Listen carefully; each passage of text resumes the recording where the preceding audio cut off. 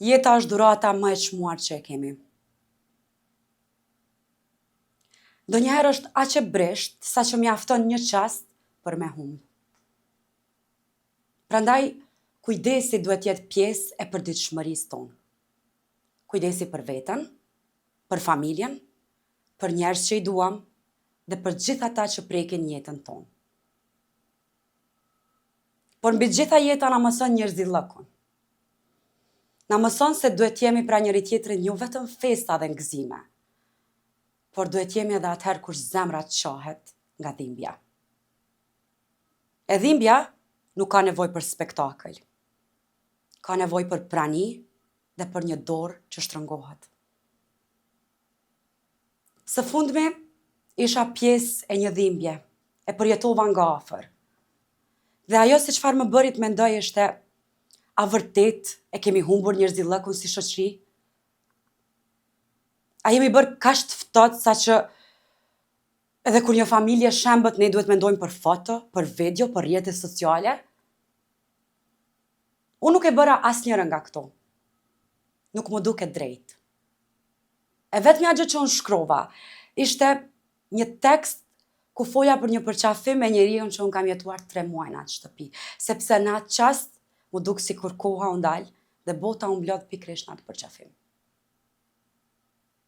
Po e them këtë si gazetare, sepse mediat po luftojnë në garë se kush po e jep lajmin më shpejt, kush po e bën titullin më tronditës, e kush po merr më shumë klikime. E po harrojnë se në këtë garë është njeriu. Po harrojnë se pas çdo lajmi është një familje që çon, është një nanë që thyet, është një zemër që coptohet. Dhe kjo dhem. Gazetaria ka rënë në nivelin më të ulët, sepse më nuk po shihet si mjet informimi, por po shihet si garë për vëmendje. Unë jam gazetare dhe jam aktore, por mbi gjitha jam njeri. Dhe përpara se të postojmë diçka, foto, video, duhet mendojmë rreth parë, po sikur unë të isha në vendin e tij, po sikur kjo të ishte familja ime, po sikur ky të ishte njeriu im.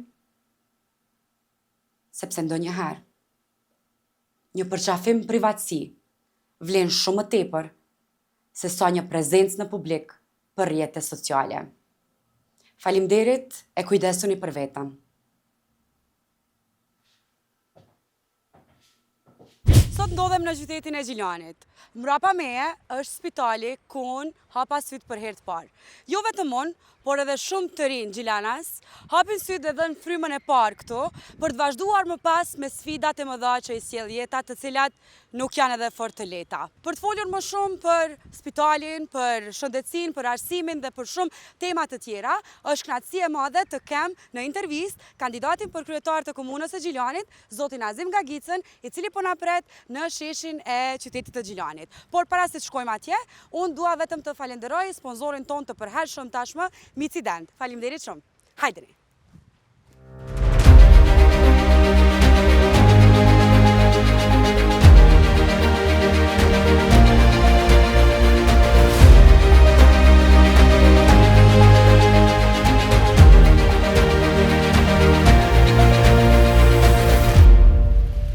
Faleminderit shumë, as pari që pranut ftesën, unë e kam me Gjilanin një ndjesi shumë të veçantë, për shkak se kam lind në Gjilan, edhe kam punu shumë këtu, edhe aktorët e Gjilanit i kam krejt shumë për zemër, edhe kam një ndjesi shumë të veçantë me Gjilanin. Po juve çka ju shtyri me kandidu për kryetar? Nga audienca e teatrit Gjilan, diku mbërsiell kohë mas kohe. Realisht edhe unë vi nga fusha e artit, dikur nga fusha e artit, e që më vonë, por që kam pas edhe profesion. Si student i Akademisë së Arteve, Ke qenë student i Akademisë së Arteve në degën e solokëndimit. Do me thonë edhe këngëtar, a? Pse si po këngëtar? Ka konvenu ma shumë politik, sepse rrethonat e kohës ishin ndryshe. Jo, për shkak të pareve. E mandej kalova në menaxhem si ligjërues i shkencave të menaxhmentit një kohë gjatë, e që ma vonë edhe 2 mandate drejtor. Drejtori administratës dhe drejtori i arsimit, e tani edhe kryetari i degës Aleancës në Gjilan, por që tani edhe kandidat për kryetar komune. Ju keni qenë kandidat për kryetar komune edhe në vitin 2021. Po, çka u bë që sfitove atëherë? Realisht ishte një situatë bukur e rënë, sa po kisha marrë mandatin. Dhe erdhën një subjekt ynë ishte atëhere i dalun në zgjedhje i pa strukturum, pa kryesi, pa këshill drejtues, derisa mobilizova kryesin, strukturimin, fillova me shtri rjetin edhe në teren, me formimin në ndegve, por që tani është këtë tjetër situatë. Ma nuk është situata 2021, tash jemi në zgjedhje 2025 që flasëm për një situatë krejt ndryshe. Cilat janë 3 prioritetet kryesore që ti kishe bon nëse kishe fitu mandatin për kryetarët komunës Gjiljanit? 3 shtyllat kryesore, cilat unë do të koncentrohem. Në radhë parë, du që fuqishëm të punoj që ta bëj Gjilanin një qytet tjetushëm. Po. Me zhvillim ekonomik. Po. Me mobilitet, me një plan mobiliteti urban, me një rritje cilësisë në shërbime publike, kulturore e sociale. Po. Gjithashtu si shtyll e dytë, du që ta bëj një qytet të shëndetshëm. Ato që unë du të prezentoj, du që ta digitalizoj pjesën e shëndetësisë, ashtu që shkam arrit me bë digitalizimin e administratës lokale. Unë këtu do të vendosi në shesh, mandja në përfshatra, disa kabina telemjekësie, me cilën qytetarët tonë do të kryjnë shërbimet bazë të mjekësisë. Do të koordinohen me mjekun online, do të marrin konsultat me mjekun online, pra është një projekt inovativ që do të ndodhë për herë të parë në komunën e Gjilanit. Dhe shtylla e tretë është që ne ta bëjmë Gjilanin konkurent në tregun e dijes. Dhe çka është më e rëndësishme dhe kryesorja, është që ne do t'i kthejmë besimin e qytetarëve në raport me institucionet. Pra do të koncentrohem tek transparenca dhe llogaridhënia. Ato që do ta bëj. Hapi parë.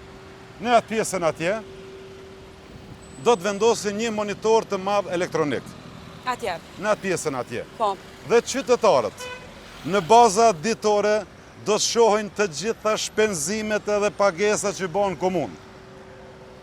Dhe ta keni pasqyrë reale dhe të saktë se ka shkon parja atyne. A mendon se kishe bë këto nëse kishe ardhur në pushtet? Kjo është objektivi jonë. Objektivi jonë edhe mbasi këto të ta bëjmë në vitin e parë. Monitori i parë online do të vendoset në atë pikë aty dhe qytetarët ta kenë informatën e saktë për çdo shpenzim, për çdo pagesë. Dhe gjithashtu do të kenë mundësi qytetarët tonë të shohin çdo kontratë të lidhur, çdo projekt të realizuar dhe çdo tender të dhënë. Pra, transparenca mbetet objektivi jonë kryesor me që komuna e Gjilanit llogaritet si komunë e rangume larg për shkak të transparencës dhe llogaridhënies. Dhe këto do të orientohem e koncentrohem. Shumica e trimëve në qytetin e Gjilanit janë shumë të pakënaqur për shkak se thonë që Gjilani ka mbet qysh ka qenë më herët, as nuk ka përparu, po as ka shku të bë më keq. Ka stagnu me një vend. Pse ka ndodhë kjo? Janë ndru edhe qeverit, edhe kryetarët, edhe prapë Gjilani ka mbet po i njëjti. Pikrisht atë që e thash, që do ta bëj një vend tjetushëm, një qytet tjetushëm, ka edhe këtë qëllim. Jo një qytet heshtur, jo një qytet të mbyllur për vizitor. Vizitorët në Gjilan vinë vetëm për shërbime domosdoshme, ose vizitor tranzit që kalojnë për Gjilan. Dërsa vizitor që vinë na vizitojnë Gjilanin kemi shumë pak. Edhe atëherë kur kishëm shumë, sidomos në eventet kulturore. Gjilani njihet si qendra kryesore e kulturës, apo kryeqendra e kulturës në Republikën e Kosovës, ne këtë e humbëm. Ja u ka marrë Ferizoj tash. Mbase mund tjetë edhe Ferizoj, po dhe e morë në shumë komuna tjere, e mori Sovareka, e mori Rahoveci, realisht. Dhe ne, duke pasur një nga festivalet më të mëdhaja dhe më të gjata në troje shqiptare, Flakën e Anarit, që përfshin festivalin e dramës, festivalin e muzikës, festivalin e artit pamor dhe ato letrar. Po pse kalon në mënyrë të zbetë? E zbehem se këtu vjen shprehje një keq menaxhim. Keq menaxhim edhe në aspektin organizativ, po edhe financiar. Realisht këtu po shfrytëzohen klientela politike për të shërby një ditë për votë dhe absolutisht kemë rënje të madhe të cilësisë në këtë drejtim, por që koncentrimi im kryesor do të jetë edhe te kultura. Kem punë aty në kulturë na. Kam shumë punë aty, kem bashkë punë edhe me qytetarët gjilanë, sepse ne do të mbështesim. Mbase ndjesinë më të madhe për artin e kulturën nuk e kanë asnjë nga kolegët e mi kundër kandidat. Sepse unë kam ndjesi shpirti. Do të mbështesim gjitha projekte që janë avansuese, por nuk do të mbështesim klientelën politike. E thëm këtu haptas dhe në këtë drejtim jam mëse me qëndrimet kjarta në raport me këtë dukuri që na ka përcjellë për këto vitet e fundit. Po. Si që thashë edhe më herët, Gjilani ka mbetur këtu ku është dhe nuk ka përparu. Edhe që 4 vite ka qenë prapë se prapë ku ishin ju dështimet e kryetarit të tanishëm të komunës së Gjilanit. Me që sot jeni në Gjilan, unë do t'ju prezentoj tani një projekt më të madh ndodhur në historinë e Gjilanit. Po? Bulevardi i Gjilanit. Ku është ai bulevard? 18 milion i inaugurum ditë më parë. Dhe tani lejoni që t'ju prezentoj këtu, dikun është gurthemeli i vënë ditë më parë. Këtu? Këtu ka qenë një gurthemel, tash ta kërkojmë. Pas ka hupë më duket. Si duket nuk qenë ka gurthemeli, kërkoj falje shumë, nuk qenë ka. Pse? Këtu vendos një gurthemel i bulevardit qytetit, një projekt ndër projektet më të mëdha, inaugurum ditë më parë dhe lajmi më i madh për Gjilanin ka qenë. U gëzuan qytetarët e Gjilanit. Që po ndërtohet? Që po ndërtohet bulevardi i qytetit, po ja që nuk qenë ka. Është për uru këtu? Këtu edhe gurthemeli ka qenë, po nuk qenë ka. Nuk qenë ka gurthemeli, kërkoj shumë falje, po besoj që shpejti do të ri-inaugurohet ky projekt. Qa ka diçka tjetër në qytetin e Gjilanit që nuk ka shkuar gjatë këtyre 4 viteve, përveç këtij gurthemeli?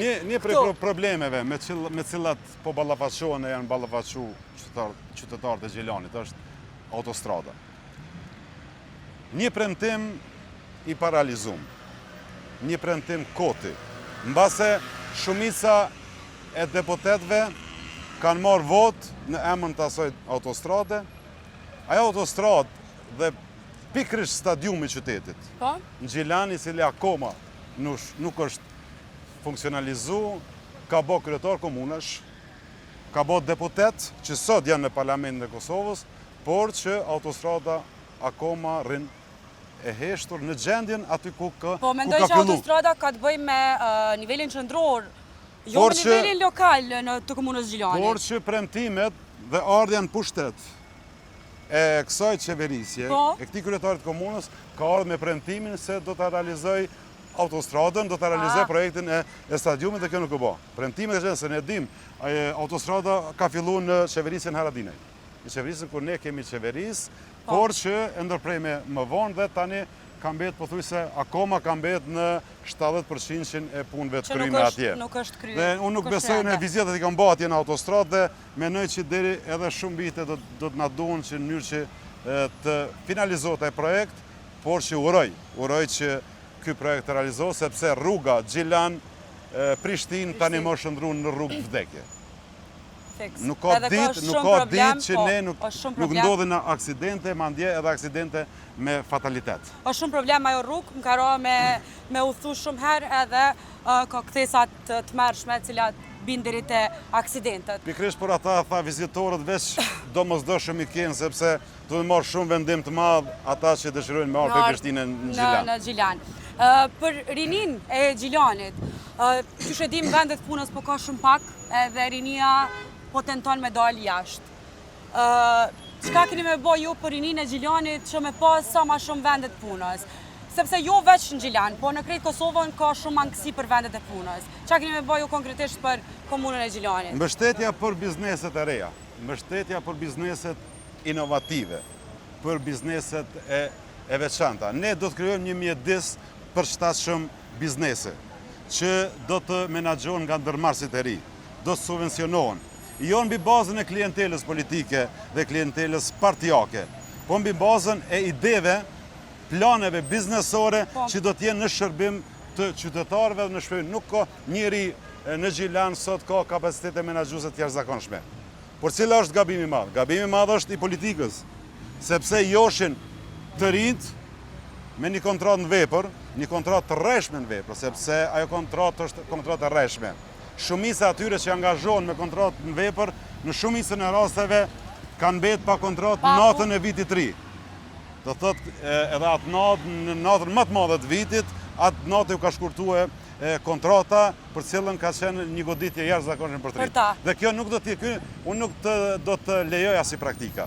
Për të josh me një kontratë në vepër, por do të krijoj kushte për rinin që të hapin biznese, të bënë dormars, jo që ta punësojnë veç veten, por të angazhojnë edhe të vetë të tjerë në biznesin e tij. Të shpresojmë sepse rinia, jo vetëm Gjilan, po kudo në Kosovë është shumë e dëshpëruar për shkak të mos pasjes vende të punës, për me punua dhe me shpreh qoftë talentin e tyre, qoftë fizikisht, punë fizike, zanate. Edhe pa mundësia për të punu, por edhe perspektiva. Edhe një farloj, nëse mund të ashu një farloj depresioni ekonomik që ka ndodhur, e social, pa dyshim që po i nxit trit që t'ikin, që të largohen nga vend. Nëse nuk e bën një qytet tjetueshëm për rinin, ai ik. Po të me kriju kushte kulturore, sociale, angazhim politik, në mënyrë që ata të kenë një vullnet dhe një dëshirë që t'japin kontributin e vetë për vendin e vetë, për qytetin e vetë dhe për qytetarët e saj. Patjetër. Ju thatë më herët që keni qenë drejtori i arsimit për 4 vite, apo? Po. Edhe si shihni arsimin tash, 4 vite që ka qenë në qeverisjen e dikujt tjetër?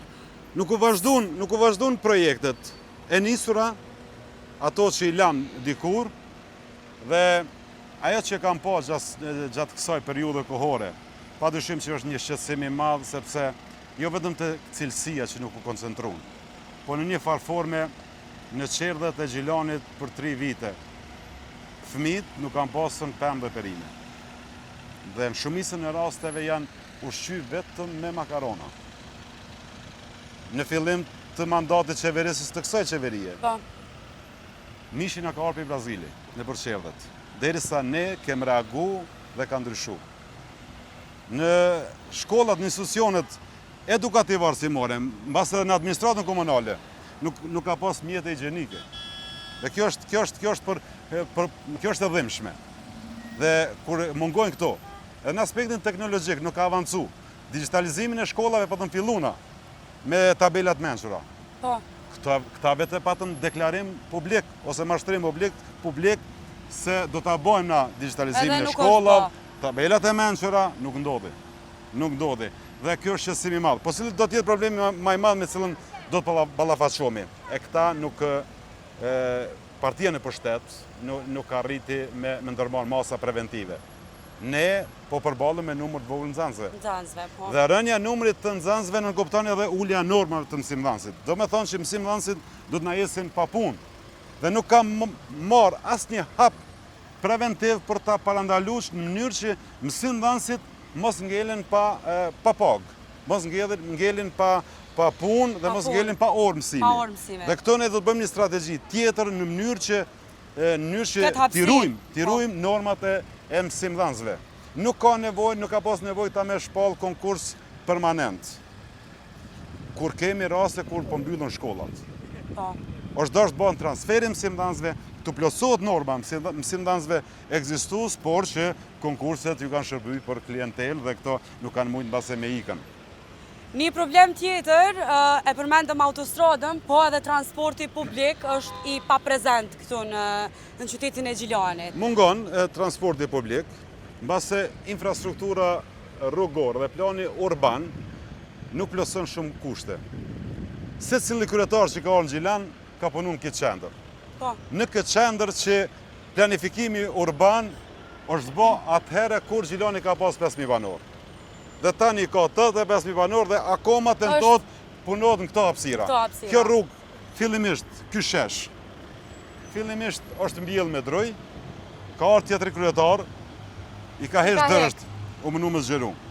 Tash ka ardhur kryetari fundit, zoti Hyseni, i ka ngushtu rrugët, ka tentu me bë një parking të rrugë, por që kablat e rrjetit elektrik dhe gjitha kablat janë si në Kandahar. Dhe mbase këtu na duhet edhe njëherë punë. Por që ne këtu nuk do të investojmë. Në këtë hapësirë nuk do të investojmë, synojmë që ta kthejmë kaldërmin këtë vend, që ka qenë këtë qytet, ta shkarkojmë për komunikacionit. Në çdo rreth, këtu, edhe tek semaforët, sepse ne në Gjilan kemi vetëm një parë semafor. Po. Frekuentojnë mbase në orë 2000 vetura dhe krijojnë kaos komunikacioni. Dhe këtu të bëhet një zgjidhje. Ky grumbullim i veturash, ky duhet shkarkohet qyteti. Qendra e qytetit duhet shkarkohet në mënyrë që kjo të jetë hapësirë e lirë dhe këtu të kthehet një ditë kaldërmi në pjesën e poshtme atje. Që të kenë mundësi edhe me që bulevardi akoma s'ka fillu, uroj që të fillojnë e të rahatojnë qytetarët e Gjilanit, por shpresoj që do të bëhet një herë. Një problem tjetër është gjithashtu problemi me mbeturinat edhe hapësira mjedisore, gjelbrim, ka shumë pak. Unë ditë më parë e kam prezentu parkun më të madh qytetit. Një park 8 hektarësh që lidh sheshin e qytetit, lidh lagjën e Zavelit sa i tagës që i thomi ne dhe lidh Blinajat.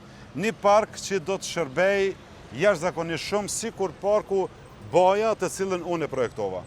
E ideum ne, e projektum, e mandej e finalizun pushteti aktual, për shka edhe i falenderoj, sepse një ide tonë, një projektorën e finalizojnë. Po të njëjtën ne do të bëjmë edhe një park në pjesën e poshtme të sheshit, prej 8 hektarësh, do të nxisim turizmin rural. Turizmin rural, turizmin atraktiv, por edhe shëndetësor. Për shembull, në fshatin Stanqiq, do të investojmë që ta bëjmë zonë turistike, kreative edhe shëndetësore. Në bazë të fizibilitetit dhe studimeve që janë bërë për atë pjesë, ne atje do të investojmë në pjesën e Pendës Livoqit. Ne do të ndërtojmë një teatr natyror, edhe një kinema natyrore pranë liçenit, dhe aty do të mundohemi të ta krijojmë një mjedis biznesor që njerëzit zhvillojnë edhe biznesin e tyre, qoftë një kafeteri apo ndonjë biznes tjetër lidhës që lidhet me atë zonë. Dhe gjithashtu tek kontinjer duhet të theksoj, në pjesë publike, ne do të vendosim kontinjer të meqëm, me senzor, në mënyrë që grumbullimi mbetorinave mos bëhet dhe s'do të bëhet si masorareve, po sipas nevojës. Në moment që alarmon përmes senzorit, vjen ekipja edhe kontinjerët publik do t'i tërheq. Nëse nuk të zonë se nuk i fituat zgjedhjet, a do të qëndroni aktiv në politik, apo do të aleni anash politikën dhe do të vazhdoni me diçka tjetër? Jo, unë menoj që do të kësoj në këtë garë, nuk kam hin planin afat shkurt. Unë njëherë kam fitu mirë jashtëzakonisht, kam thy rekorde të votave në këtë qytetin tim bashkë me qytetarët e mi dhe por edhe ka pas rase 2 herë kam humbë. Por që nuk jam dorëzu. Nuk ka kënë fundë rëndësi ka që unë do t'jenë në zëri qytetarëve. Kam qenë konstruktiv në kuvendin komunal, kam përkra projekte që kanë qenë avancuese në shërbim qytetarëve, por edhe kam qenë kritik në raport me punë që s'janë kry. Dhe një për problemeve tjera që mbase duhet ta theksoj, problemi i varrezave qytetit Gjilanit. Në varrezat e qytetit Gjilanit, sot varrëmesit kur hapin një varr të ri, hasin në eshtrat njerëzve. Dhe ne në vitin 2023, unë e kam alarmu në kuvendin komunal, kam përkra projektin për varrezat të reja, po që sot asaj dite akoma një projekt nuk ka mujtë në realizu. E mos flasim për fillimin e punimeve. Po që besoj shumë që këto do të fillojmë të realizojmë. Të shpresojmë edhe ne për më të mirën e qytetit Gjilanit edhe të shumë qyteteve tjera. Zoti Gagica, të falenderoj shumë për intervistën, ishte kënaqësi dhe të uroj suksese në zgjedhjet lokale. Falenderoj shumë që ishe në Gjilan. Falenderoj respekt. Falenderit.